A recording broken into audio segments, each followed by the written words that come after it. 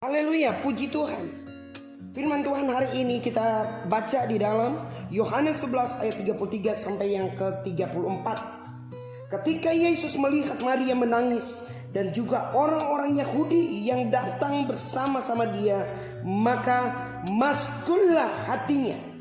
Ia sangat terharu dan berkata, "Di manakah dia kamu baringkan?" Jawab mereka, "Tuhan, marilah dan lihatlah." Amin. Haleluya, puji Tuhan. Hari ini saya memberikan judul firman Tuhan, yaitu berharga kematian orang yang Allah kasih. Berharga kematian orang yang dikasihi Allah. Amin. Haleluya. Bapak ibu saudara yang kekasih di dalam Tuhan, bukan karena kita berharga dan olehnya Allah mengasihi kita. Sekali lagi, bukan karena kita berharga dan olehnya Allah mengasihi kita, tetapi kita berharga karena Allah mengasihi kita. Tetapi kita berharga karena Allah mengasihi kita. Amin. Haleluya. Hal ini terjadi bagi keluarga di kota Betani. Yaitu siapa? Keluarga siapa, saudara? Keluarga Maria, Marta, dan siapa saudaranya? Lazarus. Ketika Tuhan Yesus tiba di kuburan, saat Lazarus sakit dan telah meninggal 4 hari lamanya, ia menangis. Kita baca di dalam Yohanes 11 ayat 35. Haleluya. Hal itu membuat semua orang yang ada di situ berkata, "Lihatlah betapa kasihnya kepadanya. Lihatlah kasihnya Yesus kepada Lazarus." Dan selanjutnya kita baca di dalam Yohanes 11 ayat 36, ayatnya yang ke-36. Kematian orang yang dikasihi Tuhan. Dan pemazmur juga berkata apa, saudara? Berharga di mata Tuhan kematian semua orang yang dikasihinya. Amin.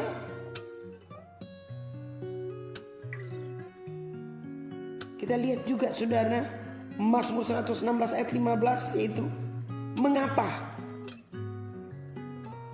Mengapa kematian orang yang dikasihi Tuhan itu berharga? Kita belajar bersama-sama dengan kehidupan yang terjadi pandemik hari-hari ini. Saudara yang kekasih, COVID-19, corona apapun namanya, itu sudah tercatat dalam Alkitab. Amin. Kalau kita rajin membaca firman Tuhan, yaitu akan terjadi di akhir zaman. Akan terjadi dalam Kolose 3 ayat 1, masa-masa sukar. Kita baca dalam Wahyu, akan menggenapi semua. Amin. Akan tergenapi. Tapi kita hari ini belajar. Yang pertama yaitu kematian orang yang dikasihi Tuhan itu berharga. Karena kematian bagi mereka ibarat tidur. Haleluya. Yohanes 11 ayat 11. Kematian bagi orang percaya ibarat tidur. Maka suatu saat mereka akan dibangunkan. Haleluya.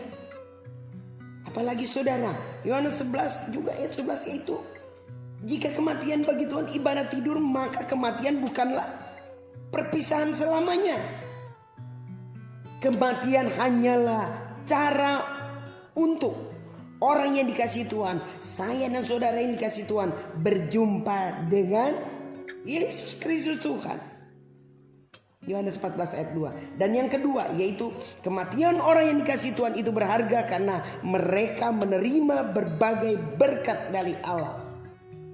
Wahyu 14 ayat 13. Allah mau memberkati orang yang dikasihinya dengan jalan beristirahat dari segala jeripaya mereka. Amin, saudara.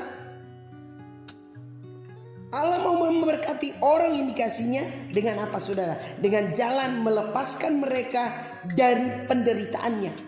Wahyu 2 ayat 11. Dan kita buka juga dalam Wahyu 2 ayat 10. Allah mau mempahalai orang yang dikasihinya karena kesetiaan mereka sampai akhir hidupnya. Amin. Dan dari terakhir yaitu Yohanes 14 ayat 2, Allah merindukan supaya mereka yang dikasihinya pulang ke rumah sendiri. Amin, haleluya. Berharga kematian orang yang Allah kasihi. Berharga kematian orang yang dikasihinya.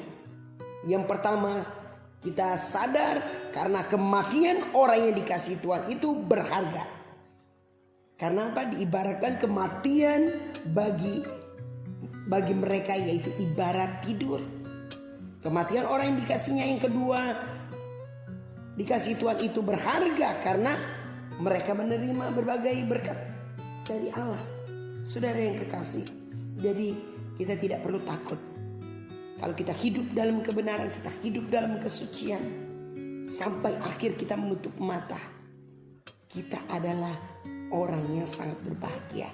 Kita sangat berharga. Amin. Haleluya. Puji Tuhan. Biarlah firman Tuhan ini menjadi berkat dan mengingatkan kita supaya kita tidak perlu takut lagi menghadapi kematian. Amin. Puji Tuhan. Shalom Elohim.